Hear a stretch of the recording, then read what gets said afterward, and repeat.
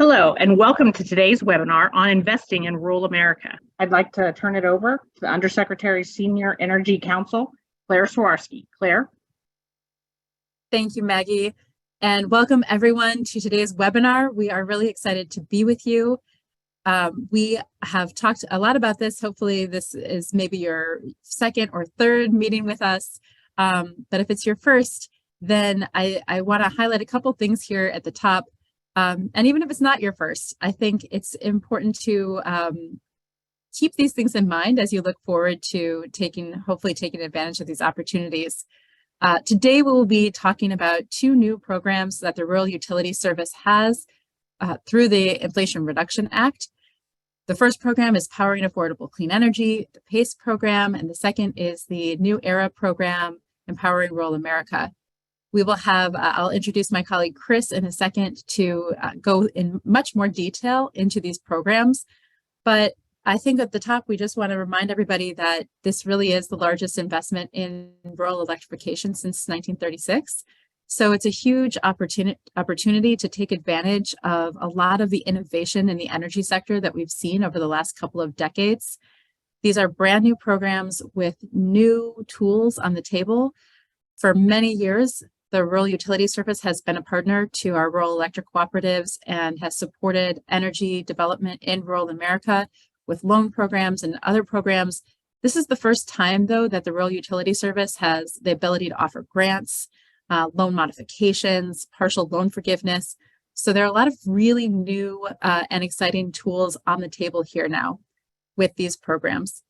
And the second thing is, again, this is a historic opportunity. There have been a lot of innovations over the last few decades in the energy sector, and this is a real opportunity for rural America to reduce pollution, improve health outcomes for your communities, lower your energy costs. And so we hope that you see these programs as really a great opportunity to achieve those objectives. And again, this is a once-in-a-generation opportunity for economic development for rural America to enhance the quality of life of rural Americans. And I think I mentioned it on our last webinar that when we really dig into the details of a lot of these programs and what we're able to put on the table here, I think a lot of folks do have a wow moment, that this is really an incredible opportunity. So hopefully you'll have a wow moment at some point during this webinar and can start to dream big about how you want to use these programs and be really ambitious with this, once in a generation opportunity. So with that, I'm going to turn it over to the absolutely amazing Chris McLean, our Assistant Administrator in the Rural Utilities Service. He is a very dedicated public servant on these issues and has worked for years to support rural energy development and has led the way here in helping us to put together these programs. So Chris, over to you. Wow, thank you very much for that lovely introduction, Claire, and you are absolutely wonderful yourself. Thank you so much. Greetings, everyone. Good afternoon, and welcome to what is now the last of our first series of webinars. I want to start today's webinar with kind of an exciting announcement. If you don't know already, we have just announced our latest block of webinars that will follow starting next week. And we will dig deeper into these topics. We'll have some topic-focused webinars on things like how to construct the letters of interest, on how to use the mapping tool, and how to use the calculator, and some more detailed information on each one of these exciting new programs. And take a look in, I think we're going to post that in the chat with the link to the new schedule. So thank you for joining us this afternoon. And we're going to those who have been to our webinars before, these slides will be familiar. Then we're going to open up the floor to questions and answers. They've been a very exciting part of our previous presentations. And I want to thank everybody for the questions that they have submitted, because in each one of those questions, they help us really refine and sharpen our thinking on the best ways to implement these programs. I do want to issue a little bit of a disclosure here and caution, is that when we have questions either posed live and in person or posed in the chat, Sometimes the context is not entirely clear to those of us who are answering the questions. And so, you know, they are to be viewed kind of in a general way. It's possible that the questioner has got one thing in mind and the respondent has another thing in mind.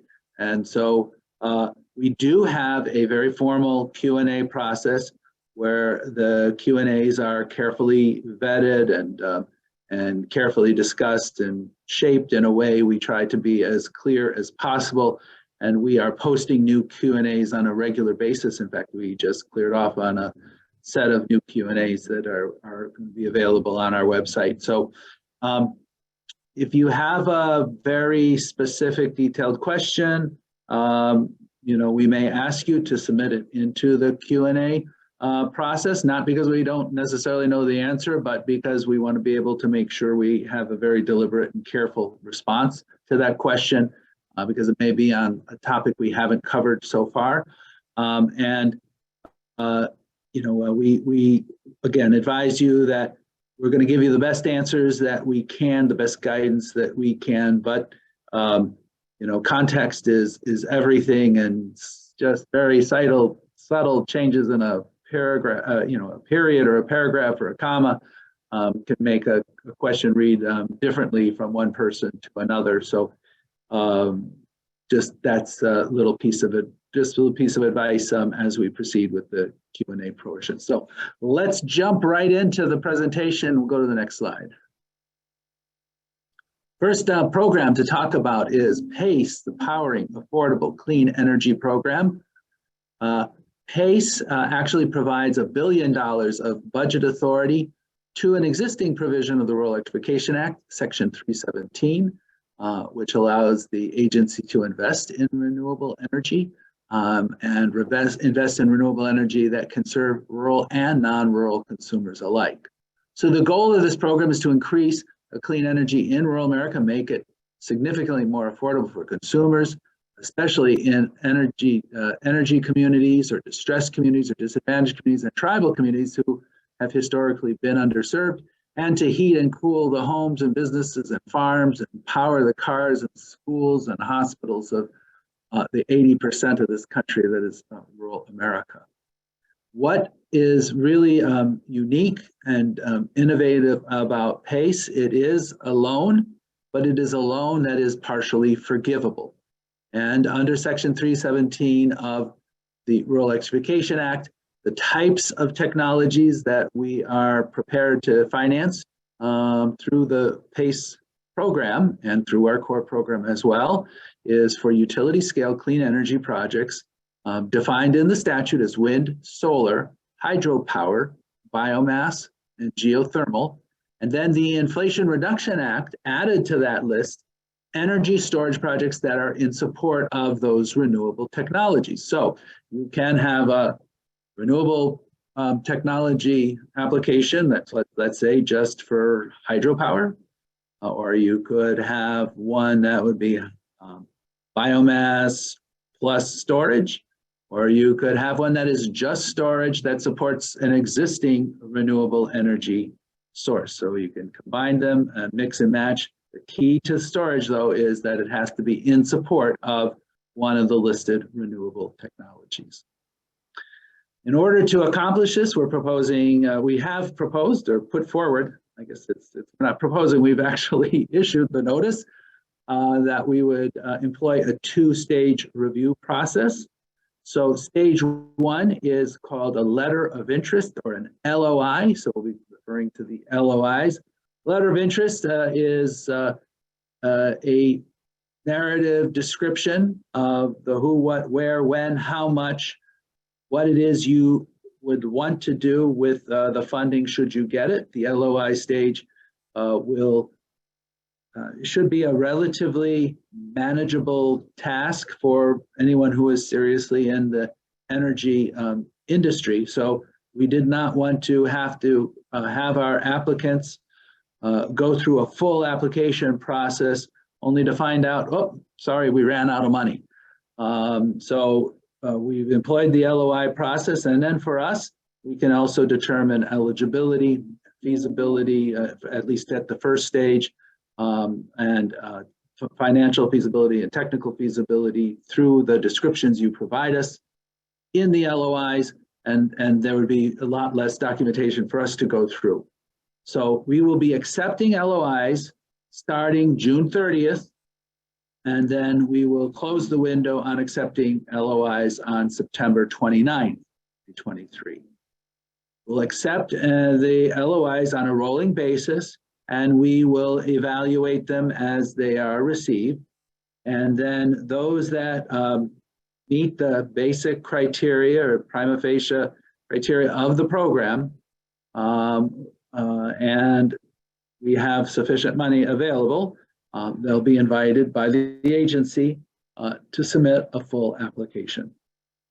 The full application will be the big lift. That does require a significant amount of effort, but in this process, we wanted to make sure that we had a low first, a low burden on the first stage of the process, and then those who would be what I call in the money, meaning that when we line up, we queue up these projects, we are able to see how much money would be consumed if they were funded. We can invite those that would be above the line to be able to submit a full application, provided they're otherwise eligible. Next slide, please.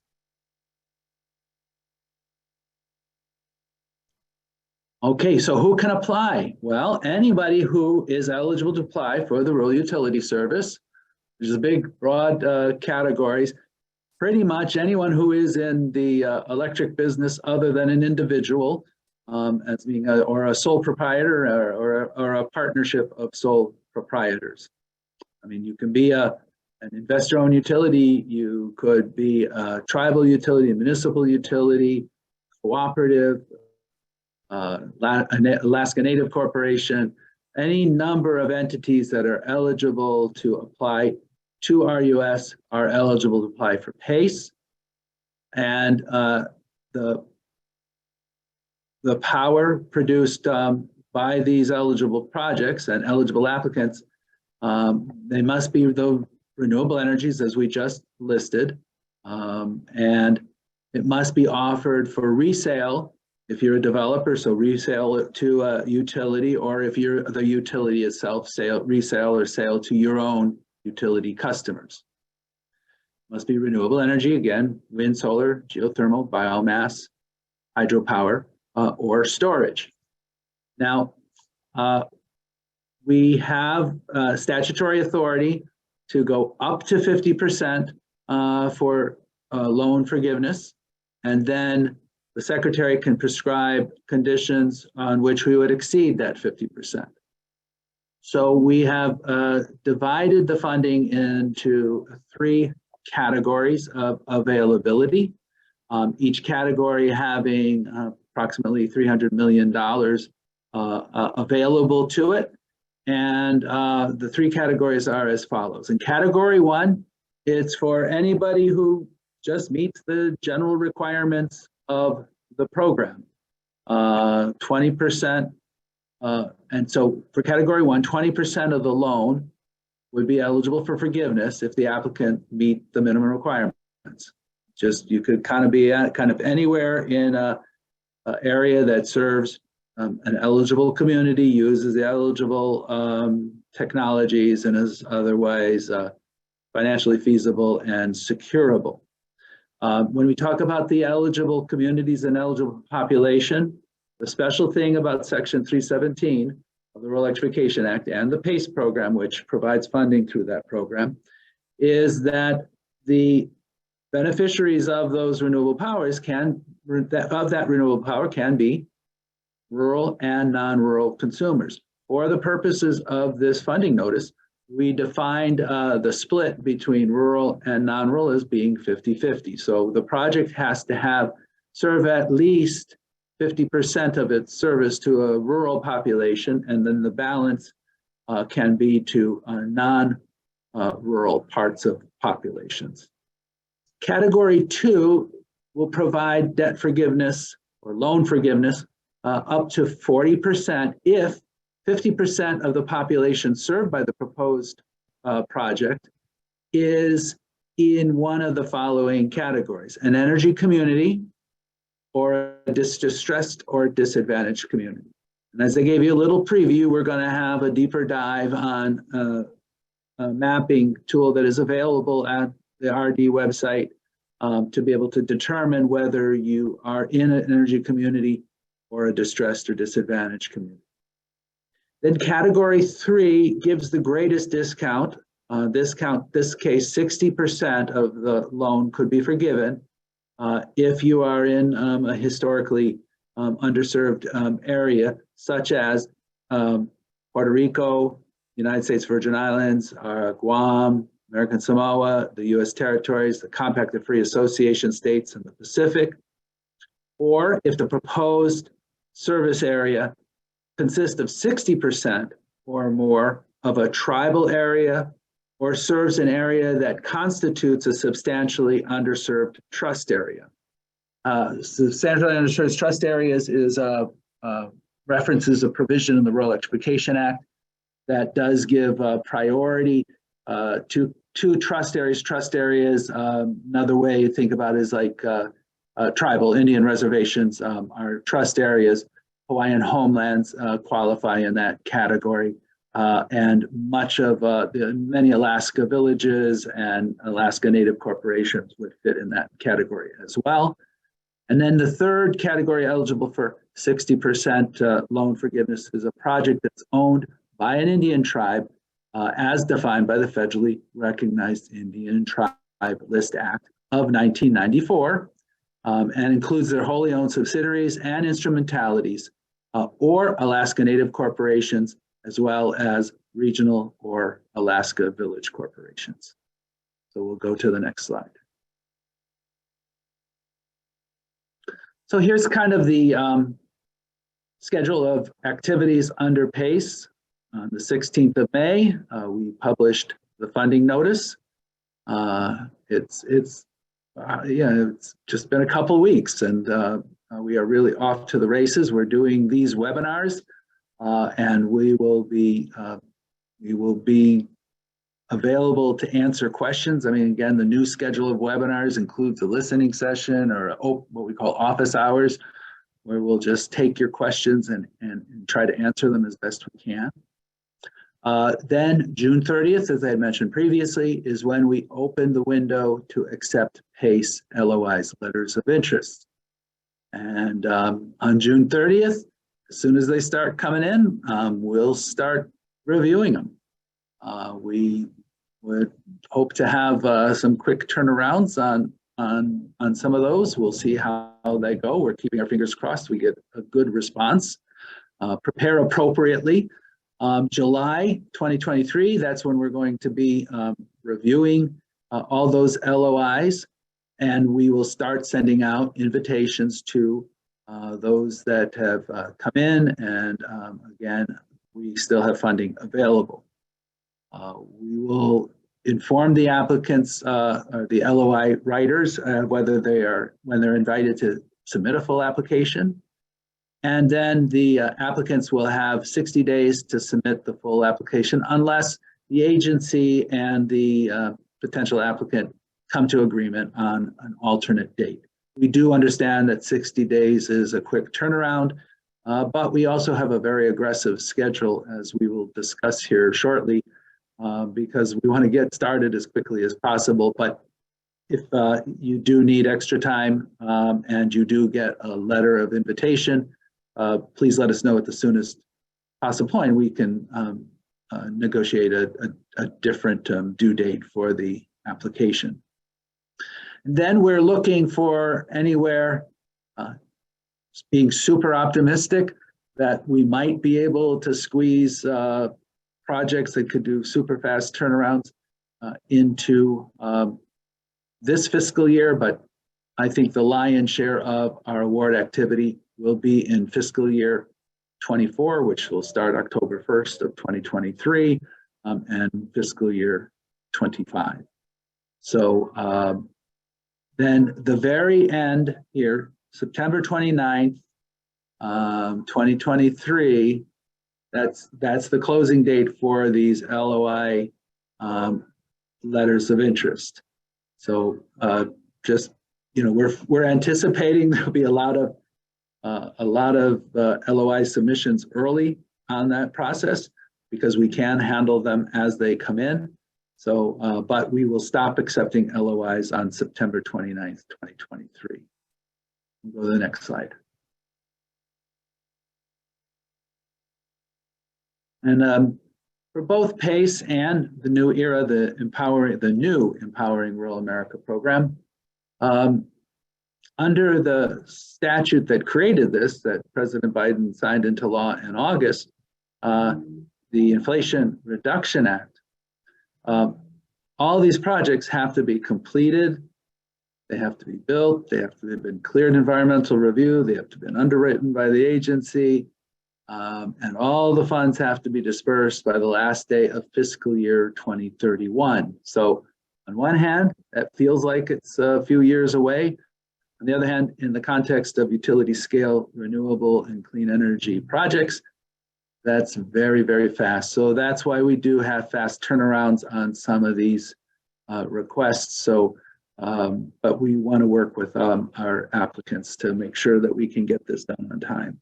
Well, let's jump right into Empowering Rural America New Era. This is provided $9.7 billion in budget authority for the long-term resiliency, reliability, and affordability of rural electric systems to achieve the greatest reduction in carbon dioxide, methane, and nitrous oxide emissions.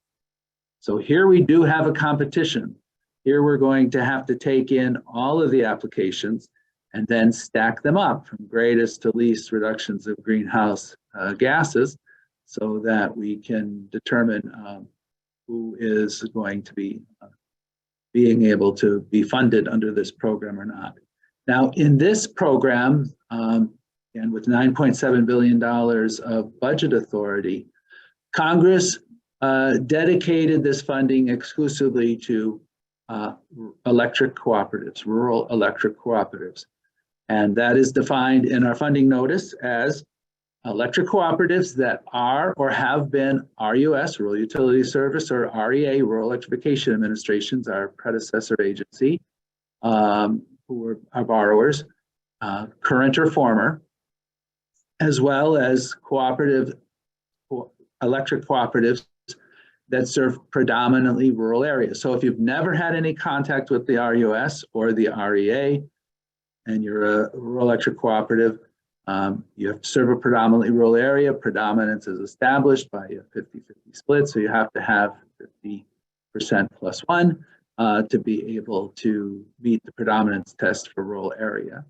Or it could be a wholly or jointly owned subsidiary of such cooperatives.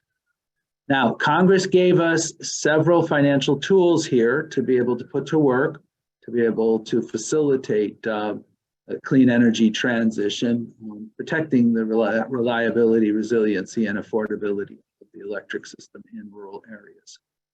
So what is unique and historic for the Rural Utility Service and the Rural Electrification Administration before it is that Congress put on the table a significant amount of budget authority that can be used for grants. Up to 25% of project cost can be covered by a grant under the New Era program. And we'll be offering loans to cover the other 75%, or loans that an applicant may want to apply for a loan only with some very attractive interest rates. We will have interest rates fixed as low as 2%, or interest rates tied to the federal government's cost of money, in other words, Treasury rate, or in certain circumstances, which we'll get to momentarily here, interest rates as low as 0%, particularly if you are in a predominantly distressed or disadvantaged community or energy community, or you have stranded investments. We'll get into that a little bit later, because we will be able to refinance debt related to stranded assets at an interest rate as low as 0% in certain circumstances.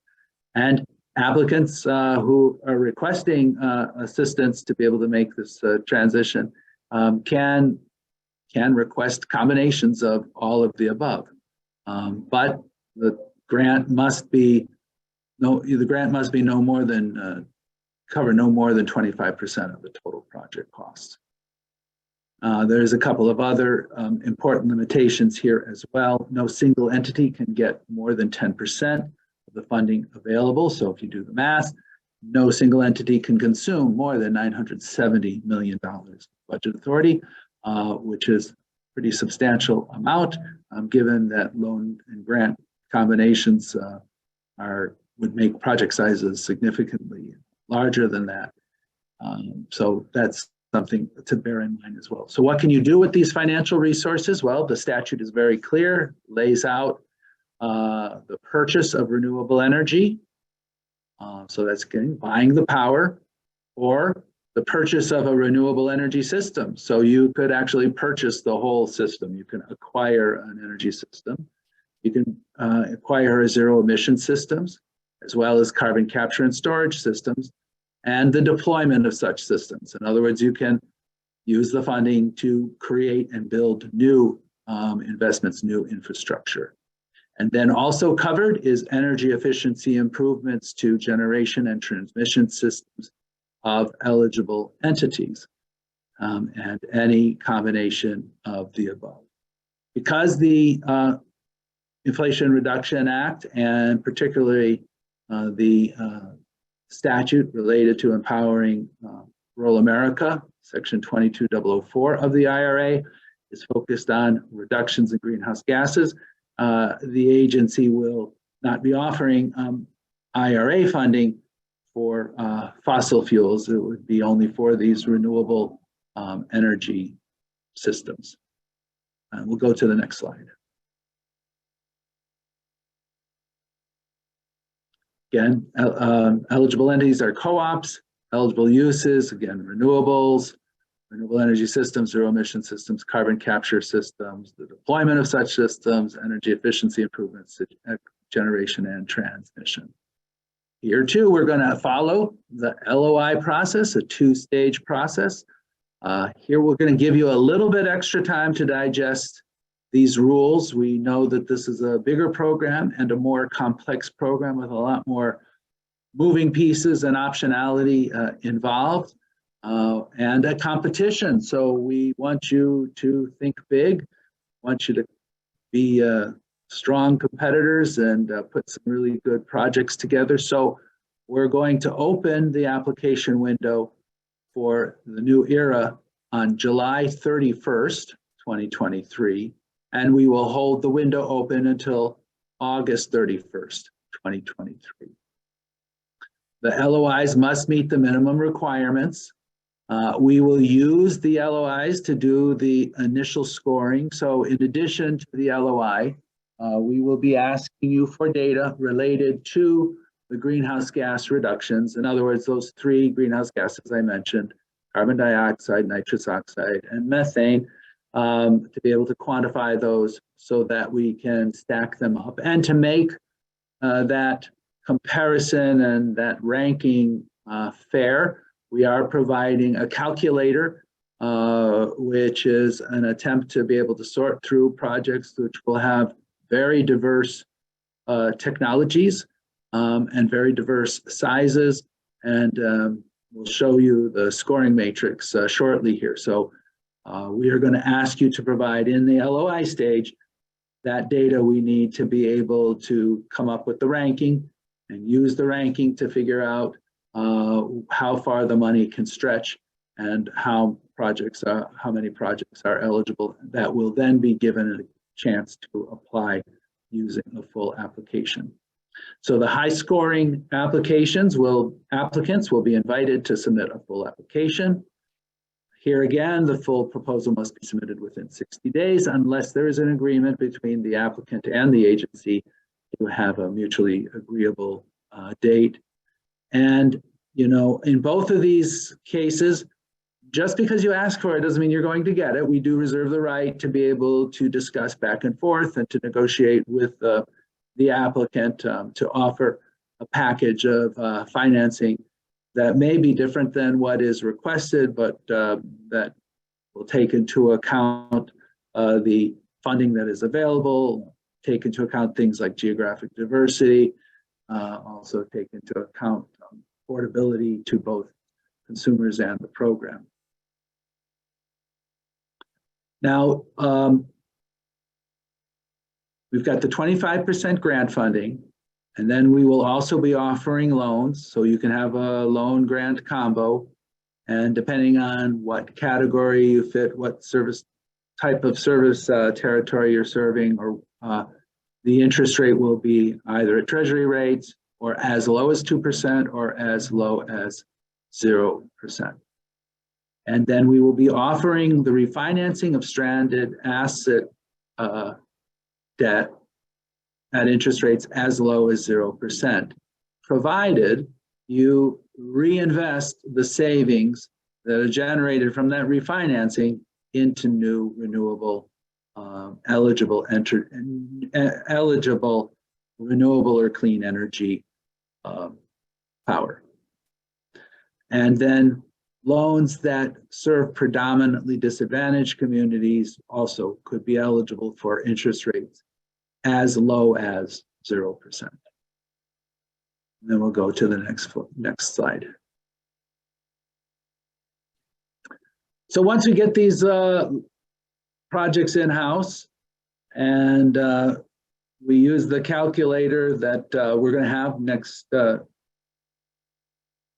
week, a special deep dive on how to use the calculator. Once we stack them up from greatest to least, how are we going to score them? Here is the scoring matrix. So because the statute calls for greatest reductions of greenhouse gases, we've got 30 points available for annual tons of greenhouse gas or CO2 equivalent reduced. That can be either through self-generation or purchase. And then you'd get up to 10 points for CO2 equivalent avoided. And then 10 points for the percentage increase or the percentage change in the renewable or zero emission energy in your energy mix. And then 10 points for the percentage decrease in carbon intensity of the energy mix that you have. So think of it as a snapshot using 2022 as your base, and then a snapshot once you complete your portfolio of actions to achieve the greatest reductions in greenhouse gases. That will be how we do the comparison. A very shorthanded way of explaining that. My distinguished colleague, Joe Baden, will be running a very informative webinar on the calculator and how that works. So the scores will be relative to all the applications in their funding category. We'll get to that in a moment. So we've divided up funding categories into different lanes. The calculator I just mentioned is known as the Achievable Reduction Tool. Call it the ART. We like to think of it as the art of the possible. And in addition to the points that will be distributed as I just described, there will be some additional evaluation criteria that the agency will take into account when making rankings. One, the consumer benefits for the affordability of the projects. And really, truthfully, in both PACE and New Era, we want to be able to know how the consumer benefits from your proposed project. In other words, what would be the cost of the clean energy if you didn't have the incentives in either one of these programs? And then what would it be if you did get those incentives? We want to be able to measure, part of our calculator will measure the cost per unit of greenhouse gas reduction to be able to determine an affordability matrix. Then it is possible to have two equally scoring projects, but one being radically more expensive than the other, and the one that is less expensive is likely to be able to outrank the one that is dramatically more expensive. We'll also have a calculation that will provide project costs relative to total project funding. In other words, how much bang for the buck are we getting? How are we stretching that budget authority? Like in PACE, geographic distribution will be a factor of consideration, as well as an efficient use of federal funds. So we'll go to the next slide. Now, here are the different categories of competition. Think of them as lanes. Peers will compete against peers. This was our attempt to solve one of the most interesting dilemmas that we faced when the statute passed, and we heard from stakeholders of all sizes, big and small. There was a concern that we wanted to be able to make this program accessible to big, medium, and large utilities serving rural communities. So to do that, we created 3 lanes of funding, and peers would compete against peers. And we defined the 3 categories based on total utility plant. In other words, the size of the utility. So applicants with a total utility plant value equal to or over $500 million, they have 60% of the funding reserved for that category. They have the biggest category, the biggest percentage of funding, because just as it is that bank robbers rob banks because that's where the money is, well, that's where the carbon reduction opportunities are among some of the largest rural utility cooperatives. And so 60% is reserved for those utilities with net utility plant, total TUP, not NUP, total utility plant equal to over 500 million. So we've also reserved 20% of the funding for the mid-size co-ops, again with TUP between $200 million and $500 million. And then 20% of the funding is also reserved for the smaller utilities of total utility plant of $200 million or less. Another issue that came up while we were doing our stakeholder engagement was, some of the smaller utilities, they're very, they've got very thin staffs. They don't have grant writers on board. Is there any way that folks could join up and partner and work together? So we took that recommendation to heart, and we are offering an opportunity for applicants to join forces with consolidated letters of interest. And so let's say several small utilities might want to get together in the interest of saving their application fees and their, having some economies of scale of being able to work together and to be able to maybe generate a bigger score in the competition. They could work together on a joint LOI. And those LOIs can be one of 2 things. They can portend a disaggregated commitment from each one of the LOI partners, or if the group wants to maintain and is willing to accept joint and several liability for the commitments for the project, we can maintain a single application all the way through the process. It's our expectation that there will be perhaps a mix, but think of it as a single LOI could spawn several individual invitations to apply, and we would disaggregate it between the LOI and the application stage. But if the group wants to stay jointly and several liable and share the commitments on an undivided basis, that is a possibility as well. And then if you do join forces in a coalition LOI, you will compete in the category that is reflective of your combined value. So you'll have to you'll have to employ the strategy that you think will work best for you and how you put together those joint applications. We'll go to the next slide. Here is the schedule again. Same launch date, as I mentioned already. We're doing webinars. We'll be continuing to do a little longer webinar schedule here for this one since the window opens later on July 31st. The closing date will be August 31st for New Era LOIs. We'll start scoring in September, and we're hoping that we will be in a position to start doing the invitations shortly thereafter in the October-November timeframe with ERA, New Era awards and announcements starting likely in fiscal year 24 and probably going into fiscal year 25. Here too, everything has to be completed by the end of fiscal year 2031.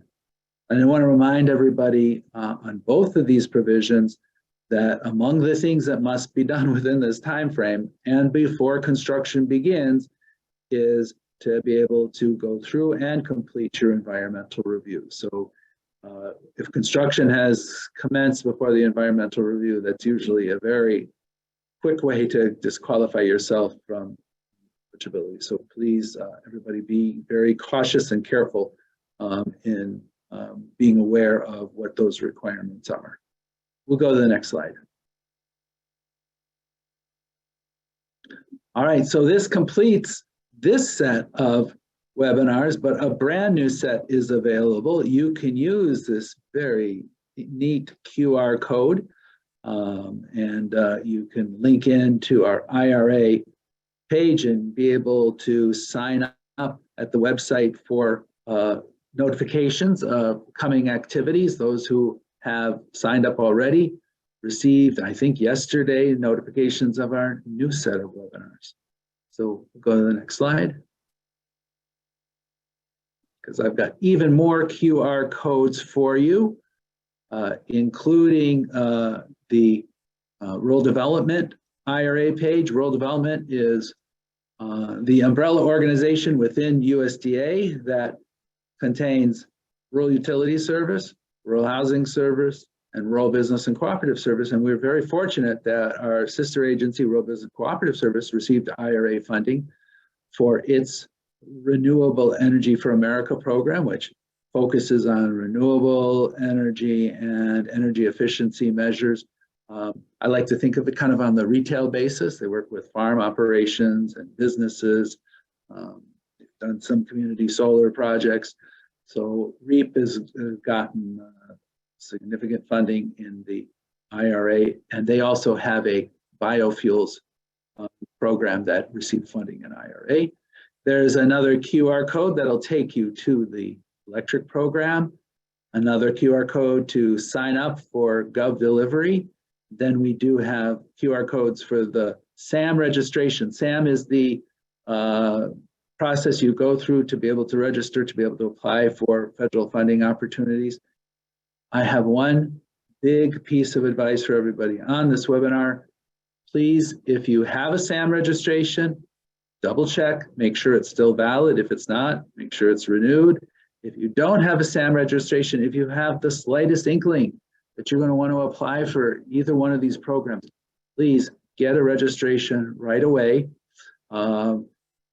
With all the federal funding that is available, particularly for clean energy projects between us, the Department of Energy, the EPA, and the Department of Treasury, there's going to be a lot of interest in registering for SAMs. We have had some experience. It's a system that's beyond the control of the USDA. So sometimes there gets to be a backlog. So please, if you're thinking about this program, check your SAM registration and get your SAM registration up to date. Go to the next slide. And here are some points of contact and a link to our frequently asked questions. Now at RUS, one of our greatest assets are our general field representatives. There are about 23 GFRs in our program, out of about a staff of 100. And they are scattered across the country, and they are the face of the agency out in the field. They work closely with our borrowers. You'll see them at your conventions and meetings. They're available to answer questions. I wish I had one GFR for every state. So GFRs have to cover multiple states, but we do have a state assigned to every state has a GFR assigned to it. I should put it that way.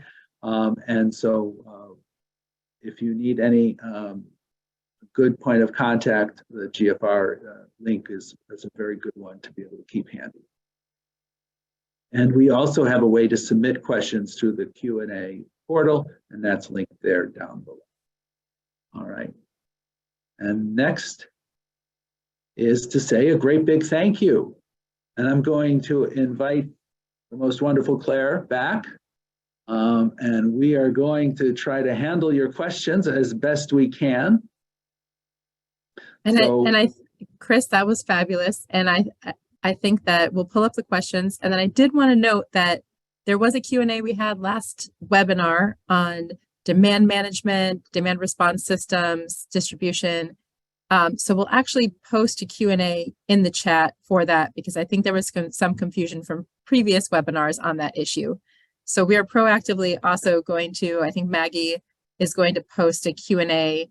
Oh, she already did it. Okay, great. It's there again. Q&A on demand management, demand side management, what qualifies, what doesn't, ownership and use are the key there. And that was a very good example too of when you're answering questions live and on the fly, we don't always understand the context. And so, we took the Q&As to a very deliberative process, and I think we've got some good answers for folks. So okay. Claire, you want to start with the questions? Sure. Let's do this. Okay. We have about 40 minutes here, so let's see what we can work through. Gregory Bond wrote, can a non-eligible entity win funding for an eligible project if there's a PPA structured such that an eligible entity receives all of the energy, capacity, and EAs generated by the project? Is this true for New Era? PACE? If yes, does this need to be used for the entire useful life of the project and all the attributes of that project? Wow, Gregory packed a lot into that question. Yeah. So let's start with PACE. So PACE is focused on new construction, new systems. So the developer could be eligible for PACE, and we would be looking for a PPA or its equivalent with a off-taker to be able to determine eligibility, because the PPA tells us who are the beneficiaries of the project. And then two, PPAs are an important part or their equivalent of our financial security. So that's how we know that there is the ability to repay the loan, which are, again, can be a relatively long-term loan. So in PACE, a PPA is relevant, but if you are the one receiving power under the PPA, you would not be the one applying for PACE. But if you are the one producing the power, developing the project to produce the power to sell under a PPA to an eligible entity or to an eligible set of consumers, then you would be eligible. And Chris, right? Maybe before moving into New Era for this, I would just add to that just a concrete example. So for PACE, if you are going to serve a community, an energy community or a distressed community, or you can see how that's written in the funding announcement. If you are developing the power and you're kind of the power producer, you are eligible for those funds if you're serving those communities. So if you're eligible for 40%,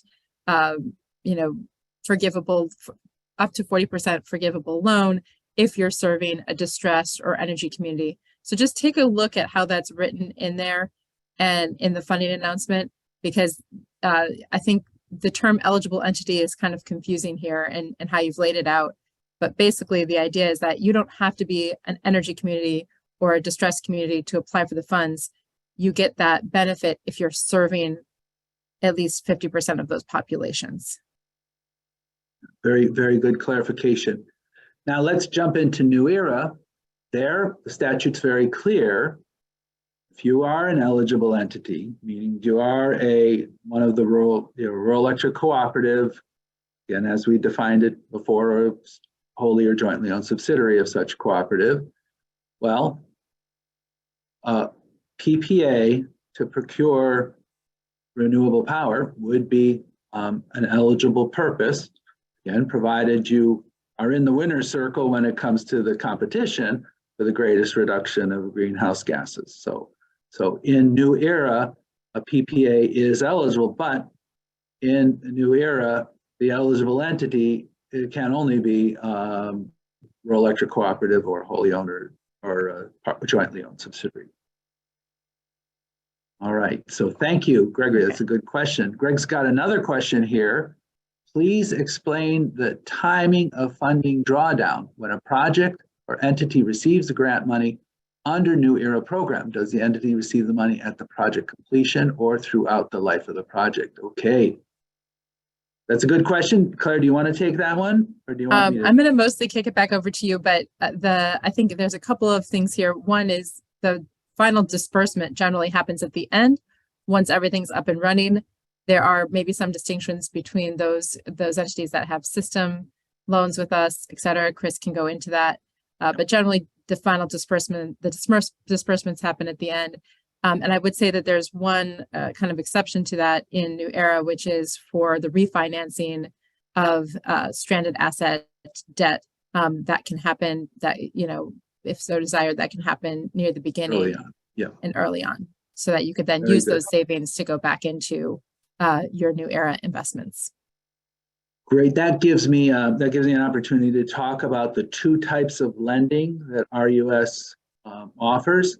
One is called a system loan, and a system loan is for the electric utility, where under a system loan, RUS is in a first or a shared first position with a lien on all of the assets, including after acquired assets of the electric system. So those borrowers, some that have been with us through the 87 years of this program, they're likely to be system borrowers.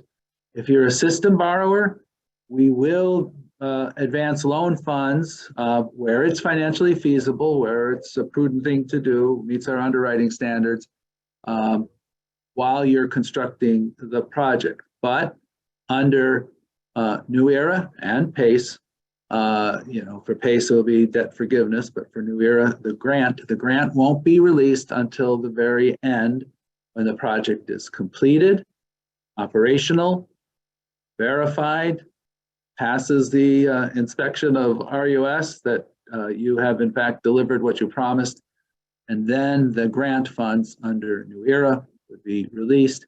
And similarly, under PACE, the debt forgiveness would be released. If you're a project finance, so over the last dozen or so years, as we've expanded our investment in renewable energy, we've had a lot of developers work with the agency, again, under power purchase agreement, and again, in PACE, and you also would, we would expect power purchase agreements as well, but in project finance, we're typically working with a developer, and all you have is the project itself, the revenues from that project. We may have some other credit supports involved. In general, we don't take construction risk with project finance. So you would need an interim financer as you're constructing your project. At the end of the project, you would then receive your funding, your loan dollars, as well as your grant dollars. Again, it has to be up and running, operational, verified, performing to the standards that would be established in in your application. And Claire pointed out, the one exception is if you're coming in for stranded investment refinancing, there are circumstances where we would perhaps be able to release that funding early. Again, remember with stranded investment refinancing, you have to invest, you have to reinvest your savings into new clean energy projects. Great. And then I think our next question here is Laredo Sola. How does Justice 40 impact the PACE program? I don't see any references to Justice 40 requirements.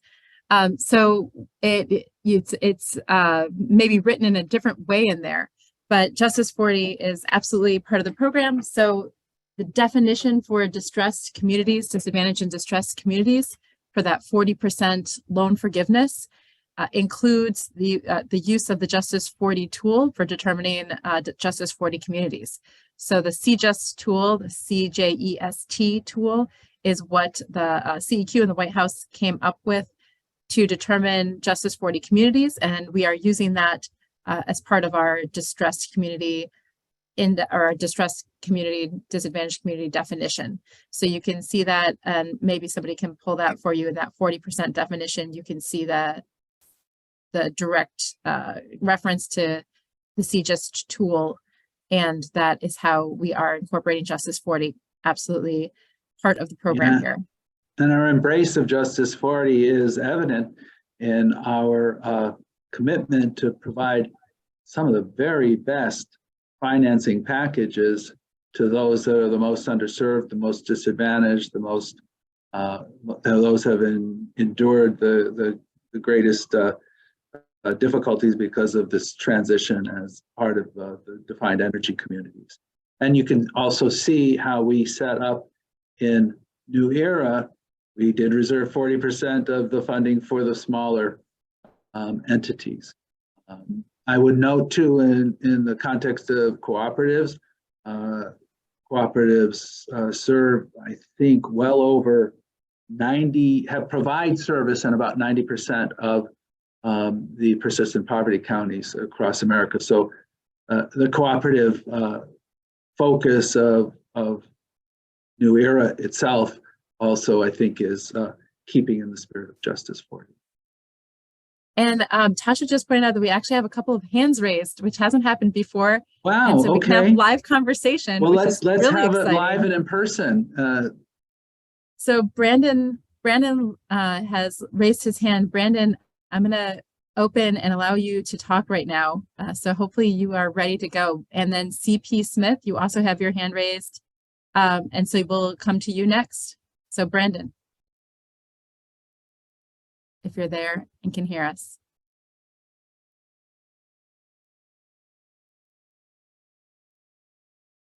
Okay, I don't know.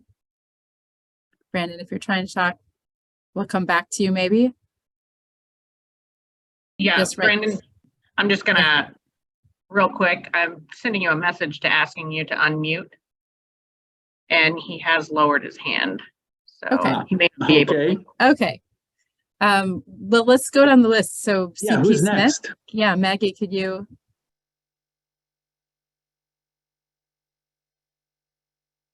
Yep. Okay, CP. it looks like it sounds like I'm unmuted. We can hear you. Loud and clear. Okay, great, fantastic. I can't put on my camera for some reason. I'd love to wave to y'all, but I think these are the restrictions we have here with the Zoom. I first of all, thank you so very much. We've actually attended all of these meetings. They've all been unique. They've all provided additional context. But as we've gone through these 4 meetings, we've actually become more and more discouraged. So we are La Cooperativa Hidroeléctrica de Montaña. We're a new cooperative. And when I mean new, we were illegally formed in 14th of August of 2019. We already have a couple microgrids going. And the state representative from USDA convened us in a meeting saying, look at this great program. It's coming. It's oriented towards electric cooperatives. And then I'm kind of running into the same thing that happened when we tried reaching out to the Office of Loan Origination and Approval from USDA, where Joe famously said, and it really just sent a chill down all of our spines, which said that USDA is never going to take market risk. USDA is not going to get into the business of helping to support projects that are not yet developed. But that's what we're looking at. We have 58% of our population below the federal poverty level. And I'm not talking about like $5 or $10, like $1,000 below the federal poverty level. We have very poor energy resiliency, with energy going out every week in our region. We have our area of service is 5 municipalities in the center mountainous region of Puerto Rico. We are Justice 40. I mean, we have all the metrics. And what I see from this program here, unfortunately, is that it's really oriented towards cooperatives that have been established for many years, cooperatives that have 70 years in operation, that went together, maybe like several distro T&D cooperatives went in and bought a carbon plant back in the day, and now they want to move on. But we are literally 21st century. We're trying to create a intermunicipal microgrid, joining hydroelectric with distributed photovoltaics and storage, and we're working with the national laboratories. But then when we finally come down to USDA, I'm not seeing where we fit into these programs, either one of these. So CP, I'm not sure where you're. I think we've tried to make it clear in presenting these programs a couple of things. One, that slide that shows kind of how we are making sure that different size cooperatives can join into this system. Yes. So can join into this program. I do appreciate that part, but then the requirements that come with that are basically you have to own a greenhouse gas resource, is what I believe. Am I correct about that? No, you do not have to own a greenhouse gas resource. So if we're thinking, it sounds like you're concerned about the scoring for the program. Yes. So I'm very concerned. One reason why we have, and these two things are related in terms of that TUP size and the different categories of folks, because the expectation, and when you look at the numbers, is that a lot of those smaller co-ops are not going to have a lot of greenhouse gas power plants right now, right?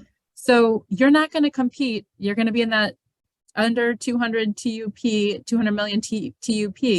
You're not going to be competing against big GNTs that have a lot of fossil resources. You're going to be competing against others that are under that 200 million TUP. And so we did that on purpose so that to address this very issue. You're right. You don't have a lot of fossil or carbon intensive that you're going to be able to be taking offline or accounting towards reduced. But that is why we've got those different categories. And then that's also why we have those different scoring metrics. So, we could have just decided to have this be scored just based on greenhouse gas reduction and had an extremely literal kind of interpretation of the statute. But we didn't, because everybody's starting at different places.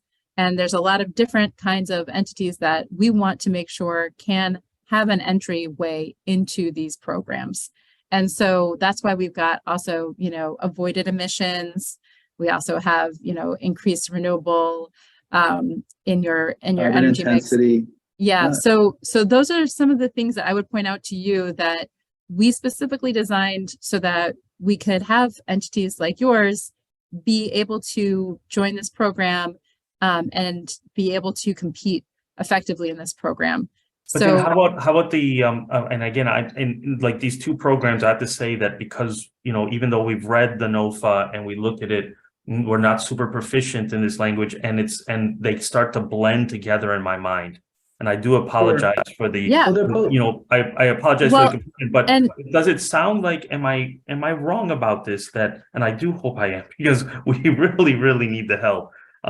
We don't want you to be discouraged. Am I wrong that we have to basically build this all out and then look for the funding that, like, for example, is there any element of this that helps us get the funding while we're nascent in our rollout of the microgrid program?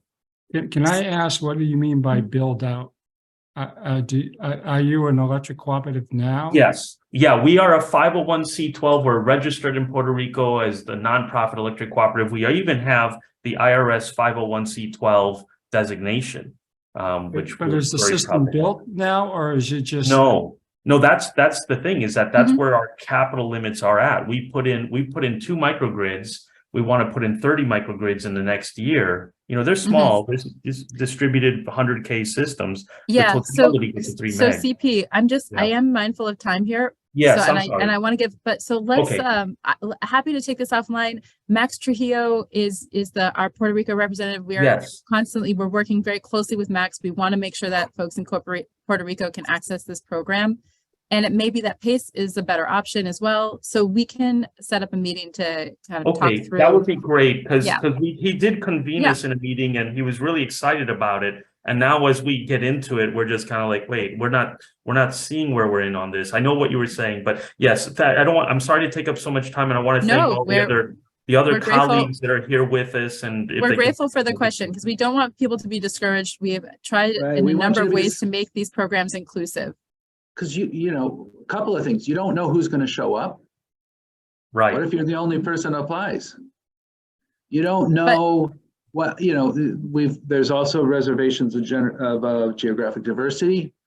It could be everybody who shows up is on one side of the country and we don't have very many people on the other side of the country. So you may have, you know, this is the one thing about application processes. I say it usually at the end of the conference here, is like, you can't win if you don't enter. We've tried to create opportunities for small entities. We've tried to put the very best packages on the table for those disadvantaged communities. And what you describe potentially is eligible for either program.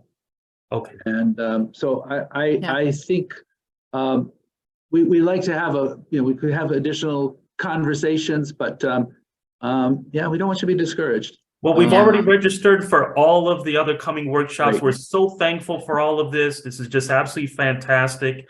It's, you know, all of that is very encouraging, and the support from the team is fantastic. So, you know, we're very happy, and we're here, and we'll take this offline and figure out another time to go. And another point too is we intentionally made that LOI process to be accomplishable for anyone who is, again, seriously in the electric business. So it's that first step is not a huge lift, and kind of that's a good segue to Owen's question here, who says, as a G&T, would you advise entities to explore blue skies, thinking in our LOI by including an array of project ideas, or just include our best, essentially trying to get a feel for whether the entirety of the proposal will be graded, or grading will happen by individual projects within the LOI application. So first, before you answer that, Claire, we are here just going to answer this generically, theoretically. We're not giving anyone any advice about what to do, but kind of the question is, I'll paraphrase it, Claire, do we want folks to go big, or do we want people to kind of like play it safe? We want you to go big. This is your opportunity. So the entirety of the proposal is what we'll be looking at. And you can see in that art of the possible spreadsheet how we're going to be looking at these. So we're going to be looking at your whole portfolio of actions that you are proposing. And so we want you to go big here. Obviously not things that aren't going to be possible. We want these to be things that you want to do and that you believe you can do, but we want you to go big. Right. So and the things that we're going to be looking at in the LOIs, is it eligible? Is it feasible? Is it securable? Because we do have to have a security interest, because these are loans, they have to be backed by collateral. And is it executable within the time frame allotted?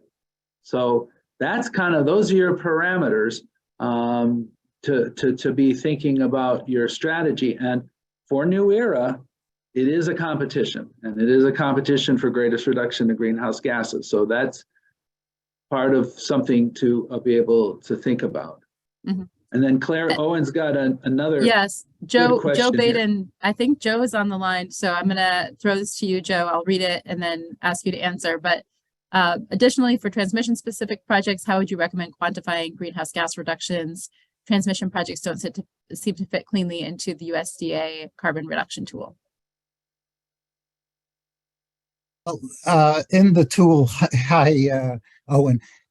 In the tool, there's input for your pre-IRA system and what your system losses are for transmission and what your proposed transmission reductions will be. So it gets calculated within all the other measures you may propose to do. So it's done at that level. You may have done a system power flow study to see how these projects would affect your system losses.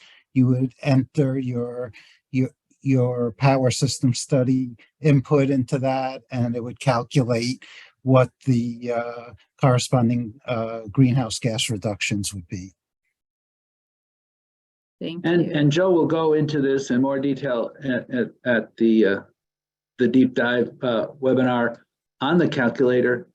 But let me make a point that if an applicant has used the calculator, and we want, we're asking, recommending that applicants use the calculator, that if you feel like that it doesn't accurately reflect the actual greenhouse gas reductions that will result from your project, tell us, and we will take that under advisement and consider whether because the calculator is a tool, it's a sorting tool.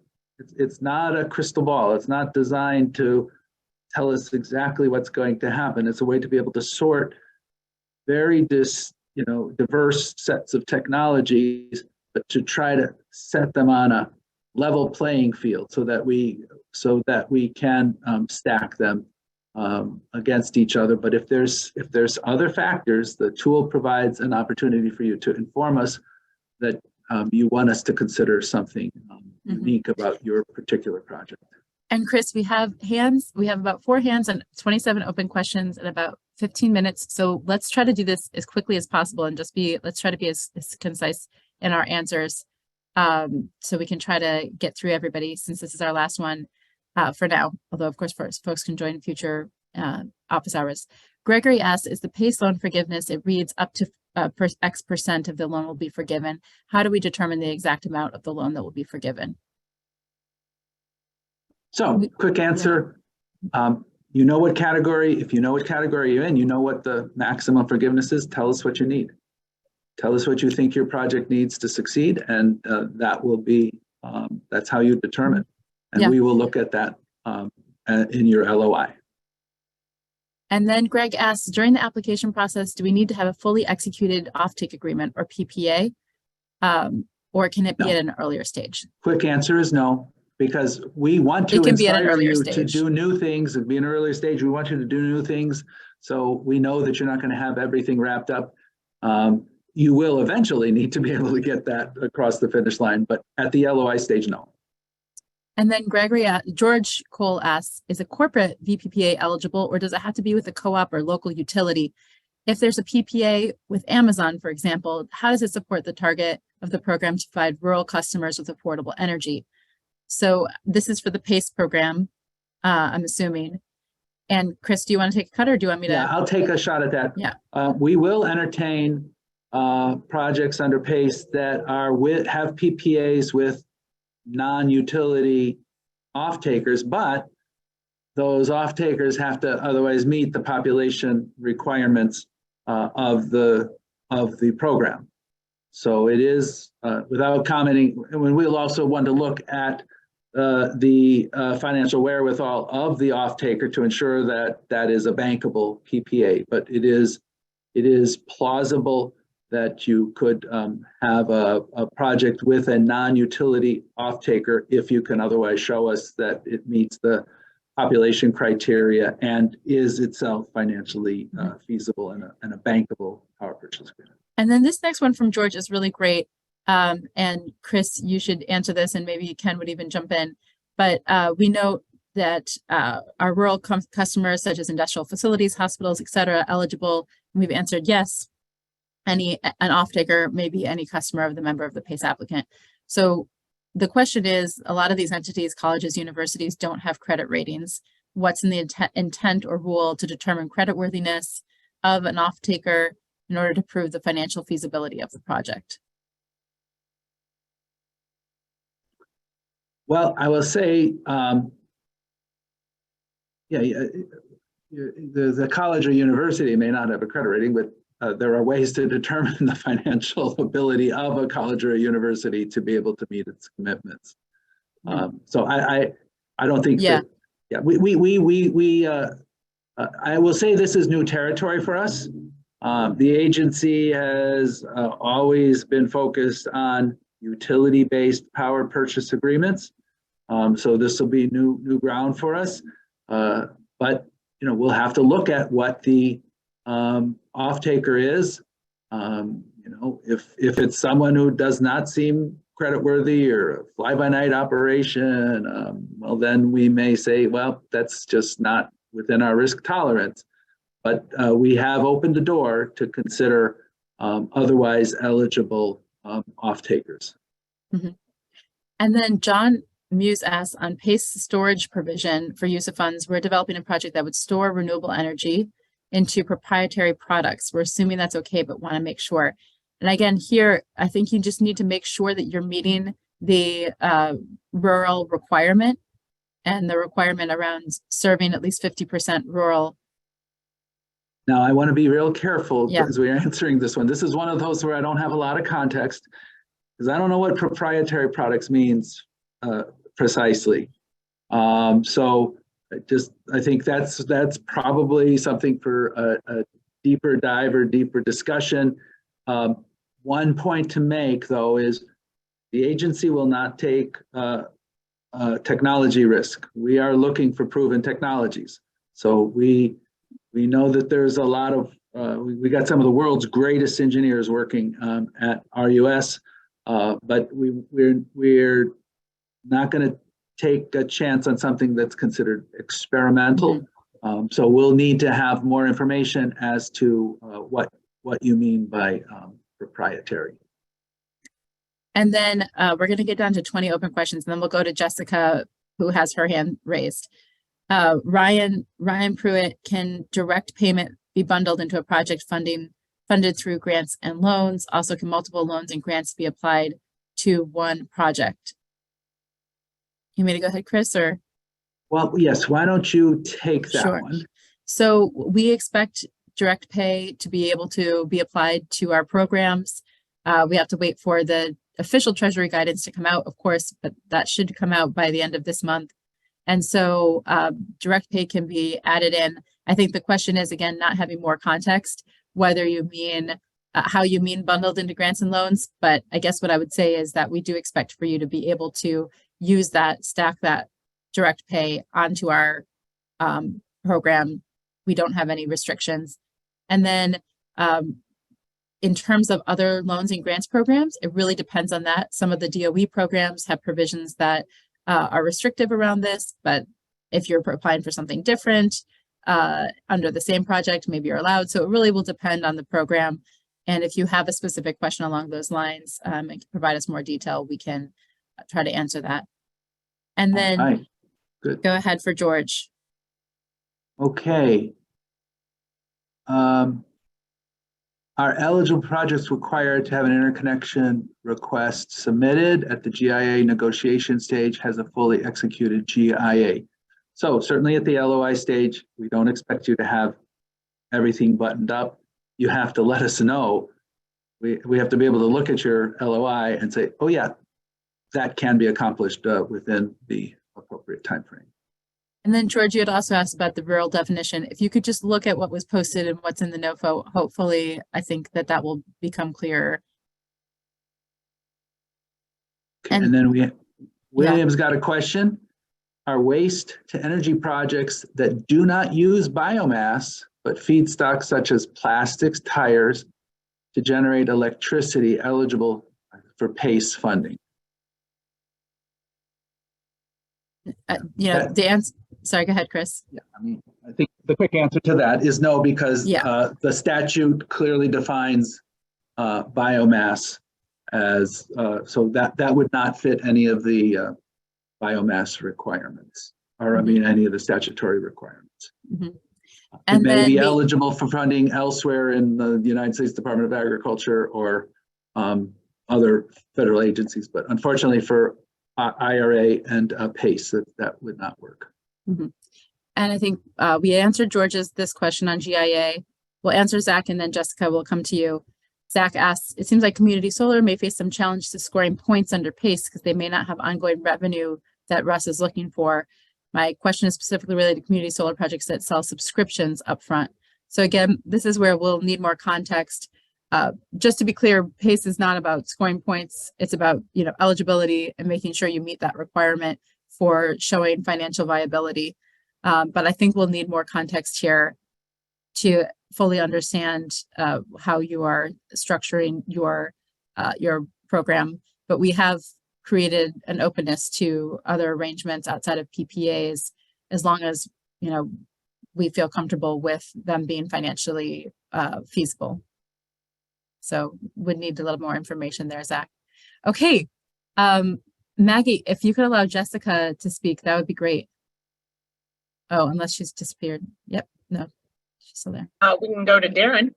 Okay, great. Darren, if you want to come off mute. Sure, thank you. I am a G&T cooperative, a 501c12. I have 20 members, and 19 of those are not cooperatives, but they are full requirements memberships of mine. Would I be able to aggregate their total utility plant for the tier program, or would I be restricted to only those entities to aggregate which are cooperatives? So again, this is one of those very careful contextual questions, but if I heard you correct, you said that you are organized as a cooperative, as a 501c12. Correct. So Past if you RUS borrower. right, and so if you meet the population, so you're a current RUS borrower? He said past. Past, former RUS borrower, so it seems to me like you meet the definition, because the statute does say, providing rural electric systems defined as an electric cooperative described in section 501c12 or 1381A2. So it's again current or former RUS borrowers and former REA borrowers. So that's the eligibility test for applications under new era. So Darren, you as an entity would be fully eligible, and I don't think it then matters what your, and we should follow up to make sure, but I don't think it matters then who you're serving. If you are the applicant and you are a cooperative and you're 501c12 and a former RUS borrower, you should be eligible. Well, if I aggregate my members, it takes me to the top tier, 500 million and above. If I don't, I am the lowest tier. Mm-hmm. I think the question is, are you, sir? I think. What is your total net utility plan? Yeah. Or total, I'm sorry, total TUP, total utility plan. It's what is below, it's below 200 million. So I would be in the lowest category. And that's what it would be. But my membership in total, it would in aggregate would be above, that is under my classification as a 501c12 would be above 500 million. Let me draw a parallel.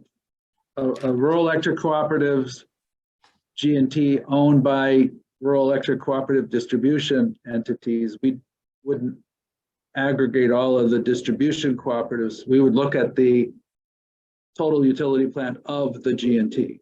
Yeah, so what is your total utility plan? So don't worry about your kind of disaggregating we can your discuss that. I think that would be another good discussion for again, we Yeah. probably need a little more detail to deep dive into that question. It's whatever on your balance sheet. Okay. Can I follow up on that with Yes, someone? please do. Yeah, yeah. And I think Tasha has put her email in the chat as well. Thank you so much. Thanks, Darren. Okay, and then let's just continue with their hands. Peter.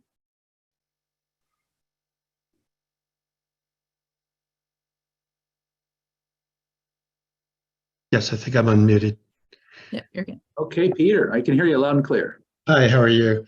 So we are a private wind developer, and I just want to make sure in terms of the BABAA requirements, the Build America, Buy America requirements, whether as a private developer, whether we are required to comply with the BABAA requirements.